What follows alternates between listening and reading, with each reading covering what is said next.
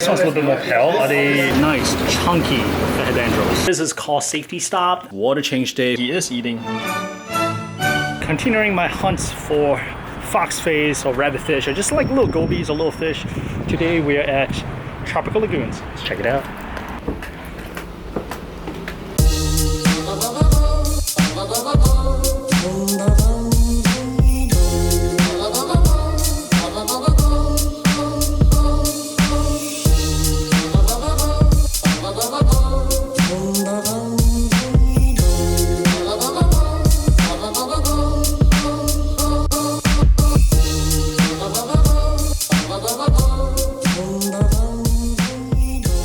Some really cool corals here, namely the bubble coral.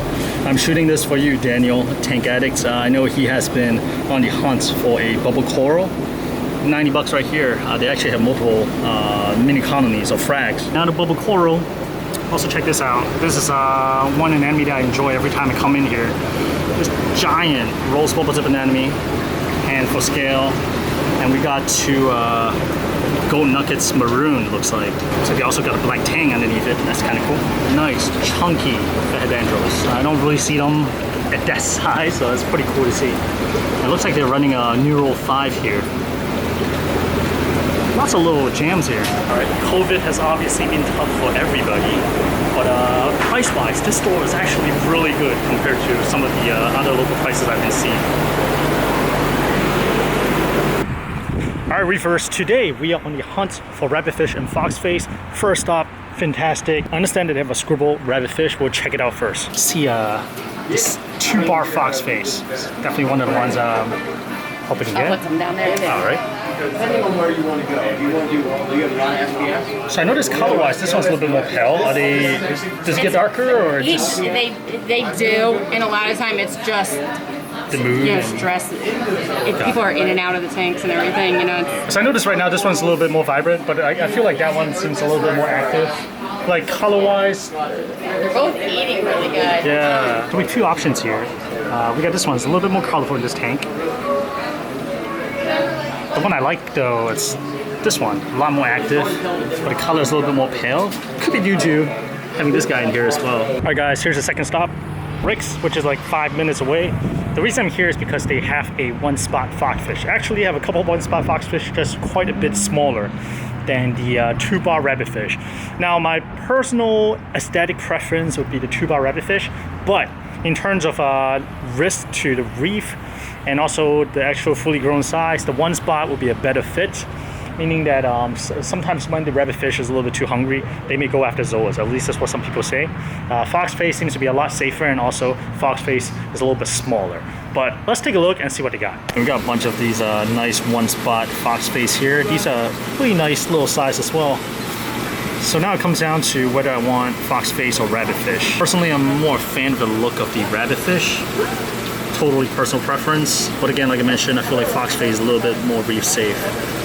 Decisions. And they got some like larger ones up here too. Dude, look at this eel. That is so cool. They always got some like fun stuff here. Alright, well that's not something that you see every day here now. That is a carnation coral. Selling for $140. I bet some of you guys may be jumping all over this. NPS is really hard to keep, but really, really beautiful. And also we got beautiful, nice orange tube anemone right here. Alright, these guys are cool too. Bella Sleeper Goby. This pair right here. They had a big group here a couple weeks ago. I guess they sold them. But they're going for about $250 now. Everything has gone up in price. But look at these guys. Beautiful. Alright guys, we're better. Fantastic. I think we're gonna go for the rabbitfish.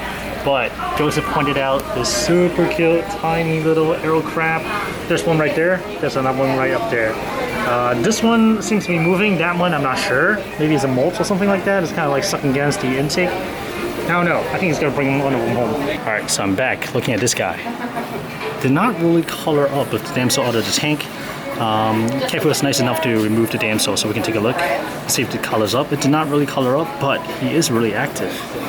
I'm kind of torn. I wonder if the color will change when he goes into our tank. 2,000 years later. Alright guys, after long deliberations, I'm not sure if the pale fin actually turned colorful.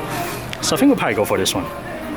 We'll go for the darker color ones, and we'll try to fatten them up. We'll see how it goes. It's like the yellow tank want to come home too.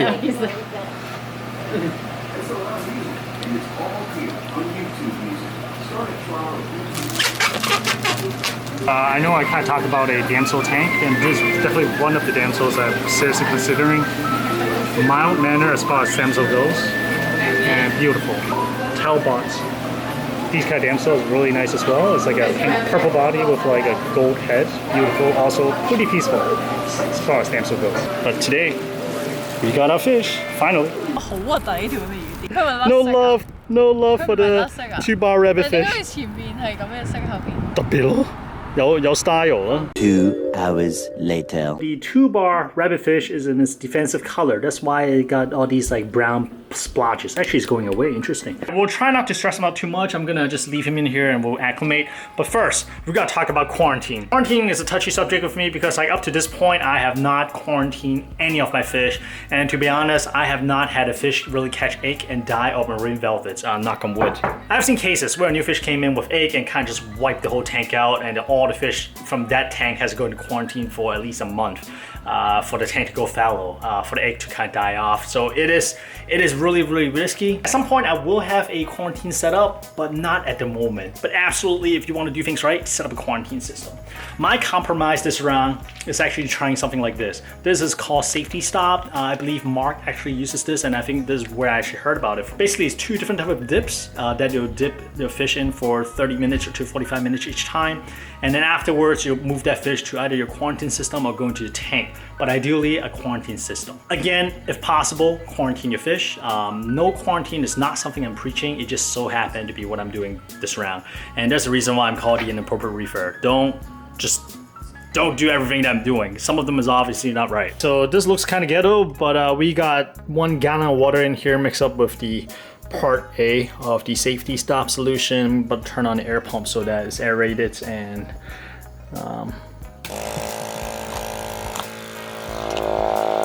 Okay, while this is going, I actually looked up what is in Safety Stops. In terms of dipping fish, I do see people using these a lot, whether it's dipping or like treating disease. So there it is. Somebody was smart enough to package them together as a one-time use, easy to use package. All right guys, fish is ready to go. And we got Mr. Wing Scott on Telegram's live stream. We're listening in right now. We'll do some work at the same time. But Mr. Wing Scott, amazing person. Thank you for your service. And it's a pleasure hanging out with you. All right, here's the moment. Got the rabbitfish into the tank. Let's see how he does. There he goes. I guess it's gonna hang out there a little bit until he's acclimated.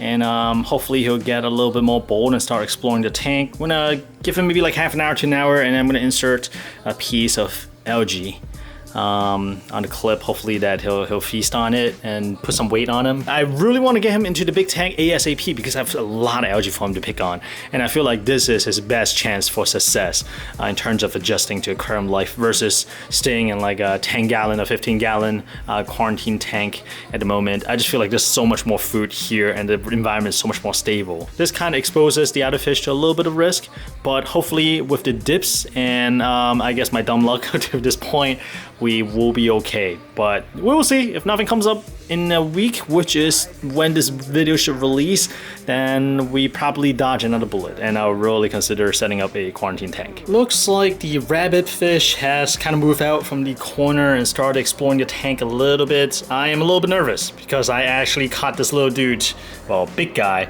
sucked up against the intake box, so that is not a good sign. I kind of well, I went in with a net and it got spooked and kind of swam away, so hopefully it's just kind of chilling there, relaxing. Well, for now it's lost its I'm scared for my life color, and looks beautiful. Actually, it's a beautiful fish. Going after food in water column. Excellent. So looks like the belly is actually filled up a little bit. It's sticks out slightly now versus kind of slightly pinched, which made me really worried. But again, this one's coloration is great. I really like that navy blue color on the head. Emily hated it, but I love the pattern, the tiger stripes. I also got some seaweed out. I got some green seaweed and red seaweed. Hopefully this little fella is gonna discover it. But I think like this first night and tomorrow will be crucial in terms of like fattening and conditioning this fish. so that it can kind of swim and compete for food with the other fish. Now, technically, it probably doesn't need to compete with other food because like he'll be picking algae off the rock, and if my tank is doing its job, I wouldn't need a rabbitfish. I just put a little nip onto the wall. This is probably the first time the rabbitfish encountered this. I'm hoping the other fish will kind of teach the rabbitfish on eating the old nip. Let's see if he goes for it. So the rabbitfish is obviously interested in the things that kind of floated off the old nip. Well, let's see if he actually picks at it. Come on, buddy. It's good stuff. And I'm hoping that by picking on the old nip, it's gonna start picking at the algae that was clipped off on the side as well. I mean, he is eating all the stuff that's kind of floating off the old nip, but I don't think he recognizes the stick on as the actual food that he can kind of scrape on. But as you can see, all the other fish are picking at it. They're all completely comfortable picking off the little tag on old nip, which is fantastic. I feel like it's nice little foraging food for them. Alright, reefers, this is actually the second night of the 2-bar rabbitfish staying with us. Where do you go? There he is. So as you can see, he made it through the first night. He was actually doing really well, much better than I was expected because I was kind of nervous. Today, I was especially paying attention to his little belly. And you can see that he actually has a little belly now, so that's fantastic to see. That means like he is finding food and he is actually integrating really well with the rest of the fish. Today you actually see a lot more dominance action, or at least defensive posture from him against other fish. He'll actually flick his top and bottom spine, almost saying that, hey, watch out, don't get too close to me.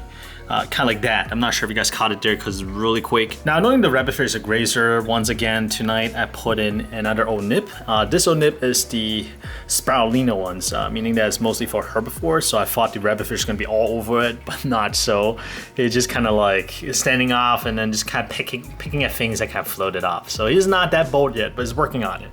Once again, he's a big fan of the silver belly wrest. They stick together all the time. And like you see here, the rabbitfish doesn't really flick his fins towards the rest as much as towards, say, the tank. So seeing the rabbitfish acting like this at this point, I think we're probably like 85% of the way there. We're almost home free. It looks healthy. The last bit I really want to see is actually him picking things off the rock, off the glass, and I'm still waiting for him to eat red or green algae off of that algae clip. He has not really touched it yet. Maybe he's scared by the algae clip, I'm not sure, because I do have the grid type. It's not a standard clip, so we'll see.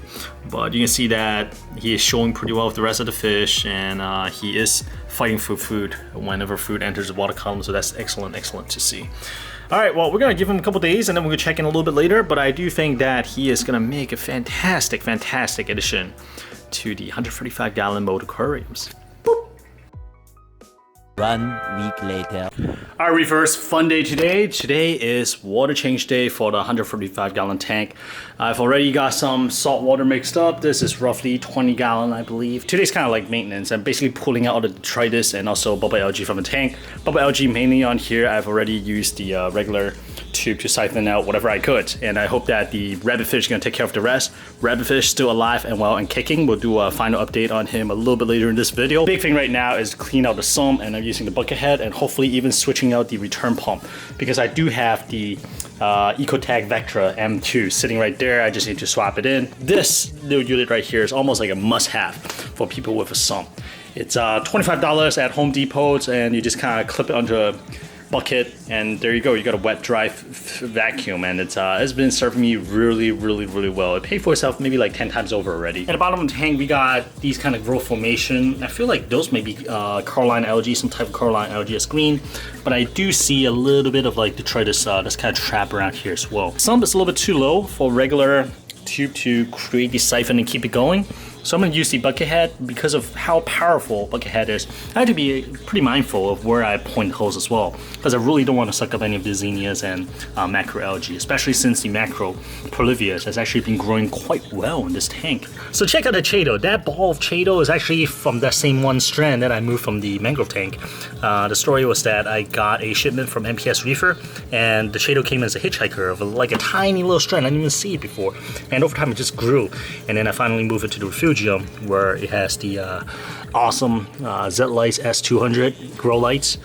tried and true in my 45-gallon tank, and sure enough, it is fueling the growth of Chaeto, which is fantastic to see. The one interesting thing about some is that I noticed that I do have the film at the surface, probably due to the lack of water circulation as seen here. And hopefully that is something that we can solve once I install the Ecotech Vectra M2. First undenying results of putting in unions, as you guys have recommended. Granted, this build has unions, but if you're doing your own plumbing, be sure to put in union. I'm trying to swap out the return pump, and I was kind of like screwing with it underneath the underneath water in the sun. I was like, dude, there's no way, it's like too slippery. Then I realized I can take off the union and just kind of pop the whole thing off.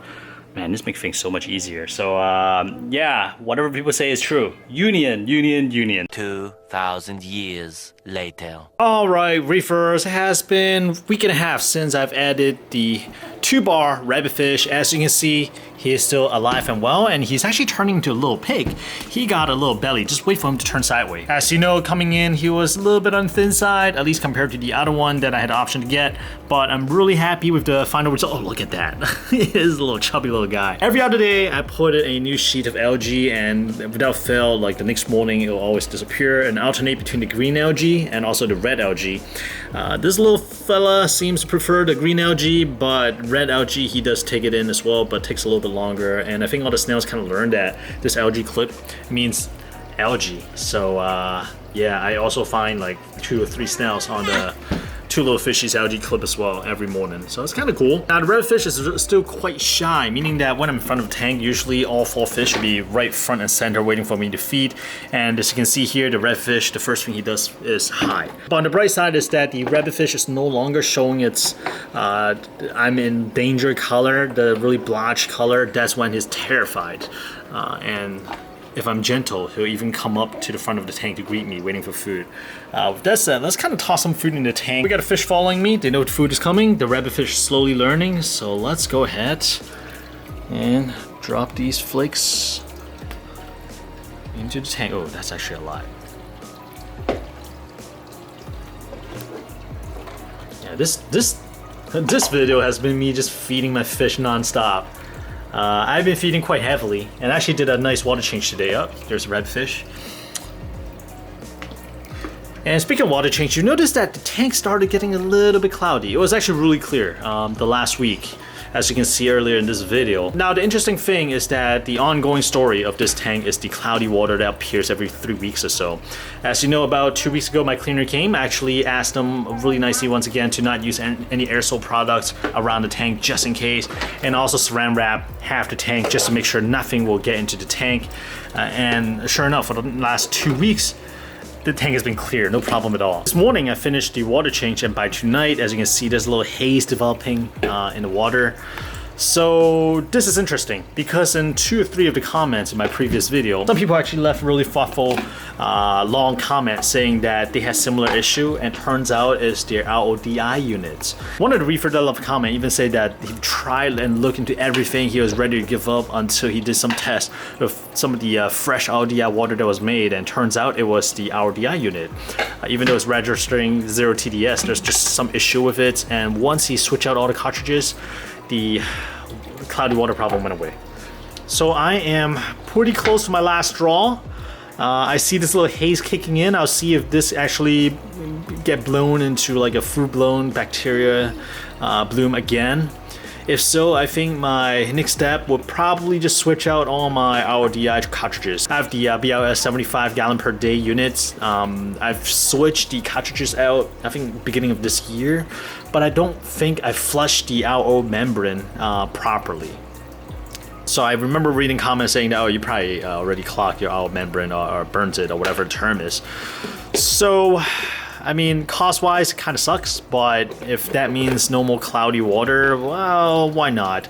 And I think RODI filter cartridges at some point I have to change them anyways, so I might as well use this opportunity to just get a clean start per se.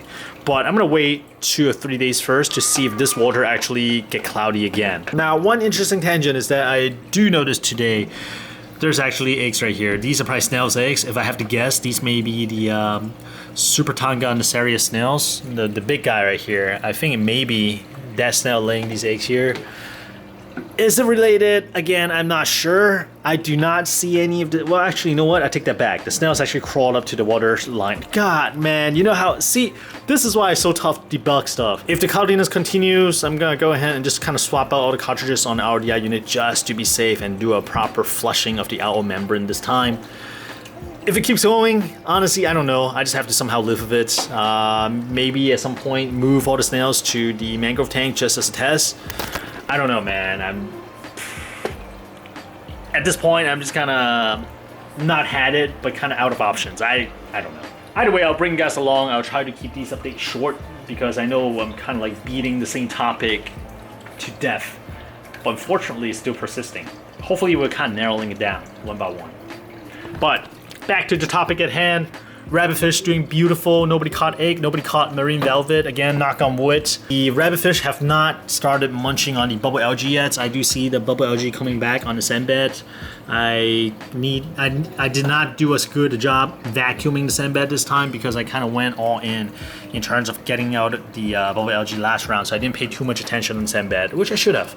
But hopefully the rabbitfish will start picking up my slack and start snacking on the bubble algae. So this problem will become something of the past. The rock work remains clear. I do see some of the bubble algae that I missed started to come back. So once again, please, my 2-bar rabbitfish, now that you're kind of acclimated to the tank, stop tearing into them. Maybe I should stop being so generous with the algae sheets, so he'll be hungry enough to start picking at the algae, but not hungry to a point where it's gonna start picking at the corals. That's the last thing I want. The other really cool thing is that some of the previously bleached SPS started coming back, like that Monty cap right there. That's the one from Lynn. It was pretty much pure white for... God, maybe like a month or two, but color started returning. So whatever issue was causing the bacteria bloom may have subsided, may have solved it, and things coming back. The other big thing is that I finally swap out the return pump. One of the big reasons I want to do this so that everything is controlled by Mobius. This way, when I just press a feed mode button in the phone app, everything goes into feed mode, everything turns off. Thank you for helping me, Little Reefer. Can you give me that little bucket? Can I have it? Can I have it? Thank you. Here, you can take it back. All right, go do water change. Oh, look at that. Look at the rabbitfish. That is cool, look at this. All right guys, hope you guys have enjoyed this update. I feel like recently this tank has become more and more interesting for me because personally I really enjoy the fish and coral. I'm not big into tech equipment. I just want the environment to work easily, reliably, and I just focus on the livestock. That's where I really like to focus on. So I feel like with setting up this tank, this is where I actually start, and I really enjoy it. So the next step for this tank is to add more color to this tank. Now we got some hardy corals in there to fill up the spot. Now we can actually focus and down in the color, as well as add some more movement, which means more fish. So if you guys have any comments on what kind of fish or corals I should look into, leave in the comment below. All right guys, I'll see you guys next Sunday at 12:40 p.m. shop. Bye.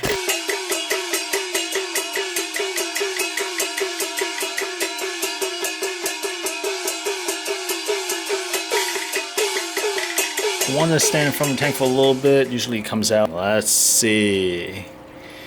It's making me a liar. Where do you go?